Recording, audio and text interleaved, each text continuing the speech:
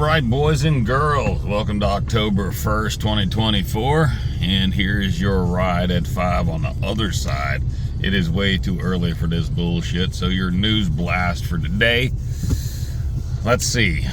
Chicago, of course it is, why wouldn't it come out of Chicago, has been the first one to install a non-citizen police officer. You know, the party of shit happens took a whole 3 years trying to defund the police, so on and so forth, and now we have this degradation in law enforcement.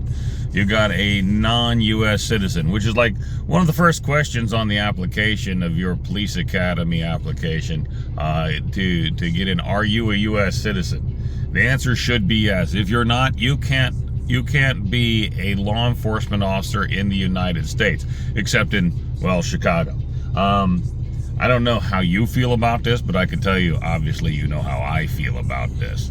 I don't care what the person does, if they have been here illegally for 4, 5, 10, 15 years. You want to be a cop in the United States, you better be a citizen of the United States. That's like the number one thing. If you want to get your citizenship, you do it the right way, then you apply to work as a law enforcement officer. And I don't know how many of y'all have traveled to third world shithole countries and shit like that, where the cop just steps out in the middle of the road and you have to provide him, her, them with what's known as the big handshake to pass on by. Yeah, these standards are a little bit different in other places. So in the attempting to keep our standards up, that is one of the things that we do in law enforcement, just to put that out there. So tell me what you think about that. Leave your remarks in the column below. Tell me if you believe that law enforcement officers in the United States need to be citizens of the United States. That'd be the one thing that I would want to hear a response from. In other news, all the good thoughts and prayers go out to those up in the Asheville area and everybody else that has been affected by Hurricane Helene. But again, it shows where we're at. I'm hearing a lot of rumblings and ramblings of, why isn't the government coming to save us? Well, the facts are simple. The government's never coming to save you. I mean, especially the current government in charge.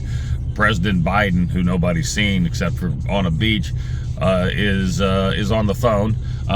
Vice President Harris, the person who's vying for the presidential office, who's done shit jack and nothing the last 4 years, is in California doing a interview with a couple of washed up basketball stars or something, and nothing's going on there. You know who showed up to that? Donald Trump. Donald Trump showed up to the hurricane affected areas.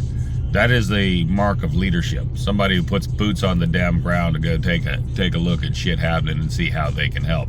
You know who's helping the people?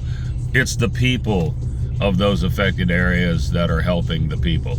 If you're not prepared to take care of yourself for 3, 5, 7, 10 days, because that's usually the time it takes for the federal government to step in and the military to get to the location where you're at. Sure, you'll get little TAC teams and little DMAT teams and other groups that can pop up and get there, but the time that it takes big army to come and deal with a natural disaster, you'll probably find yourself in a deeper shitstorm if you're not prepared. And what haven't we done in the last decades?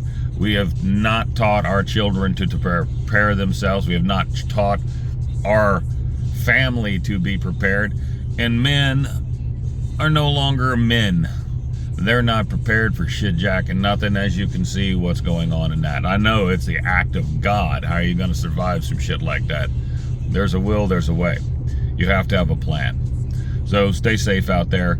Y'all leave your comments below, and I'll see you boys and girls on the other side. Welcome to the Ride at 5.